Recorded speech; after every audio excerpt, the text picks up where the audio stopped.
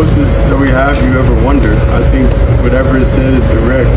Obviously, it's like we was informed, and everything the right way. So it was never a miscommunication between us, So I don't know. I just don't really appreciate sometimes if things happen, and if things happen, then y'all just jump on the coach like he just tripping or something. I don't really like that because it creates just extra. And I hope we all here to want to win, and be a team and be a franchise. So it's kind of like we gotta slow down. That's what we want. But if we just in here to just make money and get clicks, then we understand that too. So that's why I just appreciate the team. I appreciate everybody that we don't let anything online or anything really get to us, because we're in our own cocoon. We're a team. So anything outside of that don't really affect us in the building. First, I want to apologize for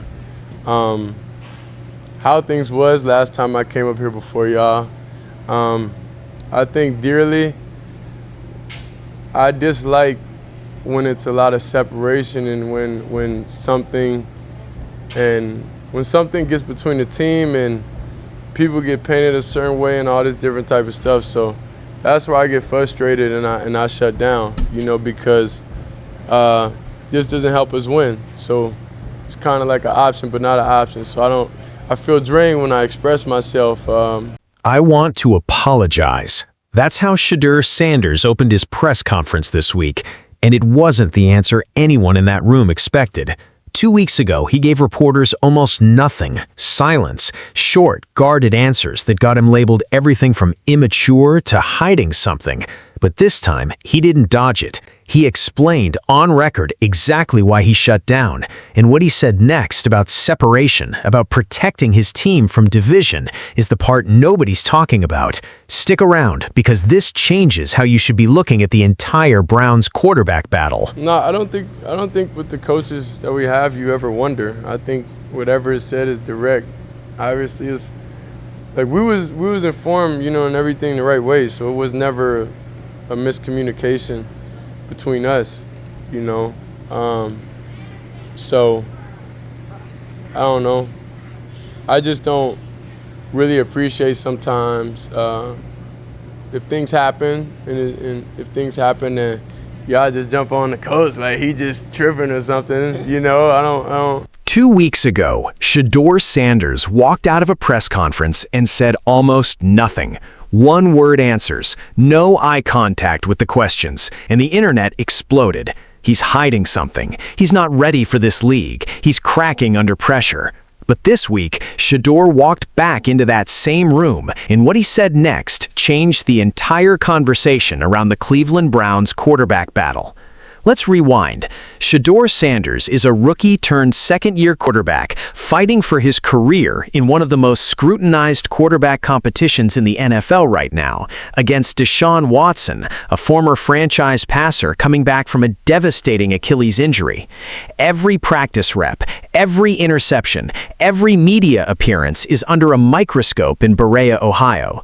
2 weeks ago, Shedeur gave the media almost nothing. Short answers, guarded body language, and the sports world did what it always does. It filled in the blanks with the worst possible story. But this week, Shedeur did something a lot of young athletes never do. He came back to that podium and owned it directly. He told reporters he wanted to apologize for how he handled that session, and he explained, calmly, honestly, exactly why he shut down in the first place. Here's what critics were saying, that Shedeur's silence was arrogance, that it was immaturity, that a guy fighting for a starting job shouldn't be dodging the media that covers him every single day. That's a fair criticism on the surface. Availability matters in this league. But listen to what Shedeur actually said this week, and the story flips. He explained that his frustration wasn't with the media asking questions, it was with narratives that tried to create division inside the team.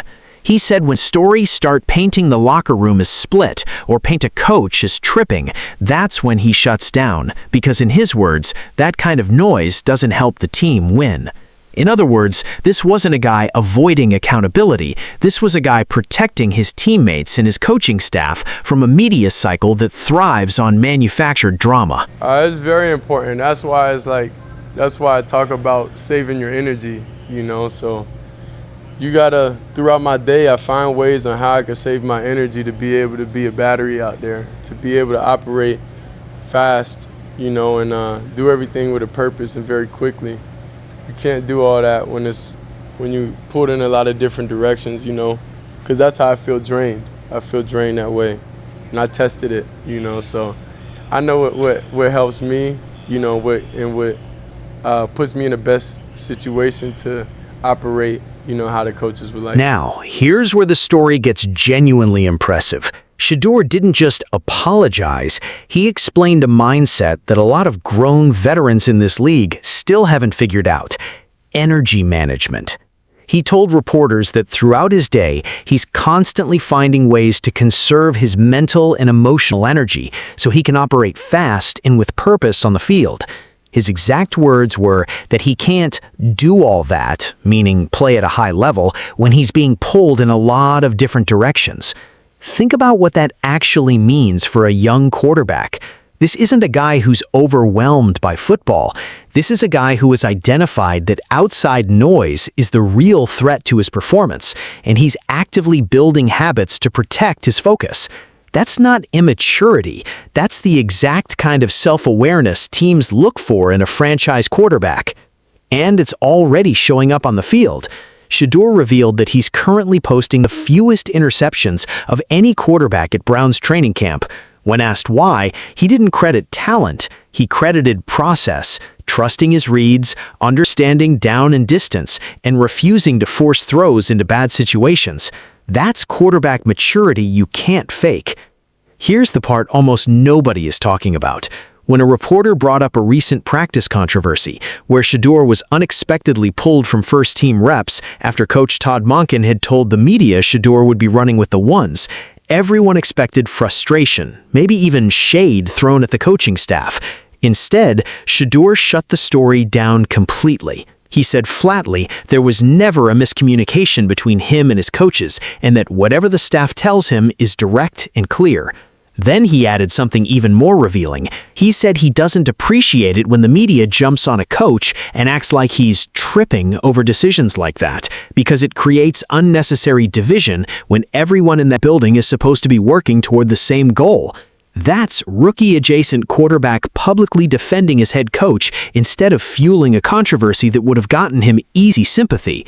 That's leadership, and it's the kind of moment that gets buried under bigger headlines, but says more about a player's character than almost anything else.